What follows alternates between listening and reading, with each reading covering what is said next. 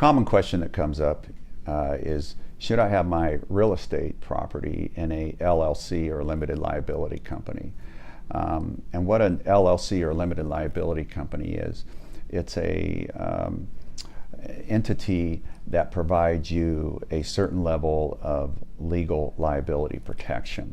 So the question comes up, should I own my property outside an LLC, and should I go buy some liability insurance, get an umbrella policy to protect me against any claims in the event my tenant slips on the sidewalk and breaks their neck? Or should I have this LLC because this entity might provide me some legal liability protection?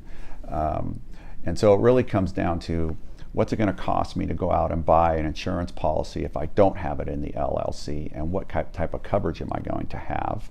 Or should I buy it, or should I have an LLC, which pretty much would give you more liability protection than an insurance policy? So there's no right or wrong there. It's a matter, I have a number of clients who own property outside an LLC, but I have other clients that are very conservative and very concerned about having that legal liability, and so they form an LLC and have the property title in the LLC's name. There's some additional costs with an LLC. You have to have it set up, sometimes by an attorney. Some people do it through LegalZoom. And then you have to file with an LLC, assuming that just you own it, or you and your wife own it if you're married. Then you don't have to file a federal income tax return, but you have to file a California tax return. So there's an added cost of filing a tax return, number one. And number two, there's an $800 minimum tax that the state of California charges every year to have an LLC.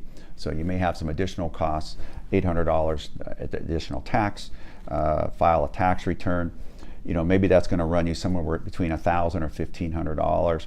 And what I tell people, that's sort of your insurance policy costs, the $1,500, having it in an LLC versus outside an LLC, comparing the cost of that insurance and if that coverage is going to be sufficient if somebody slips and falls and breaks their neck on your property.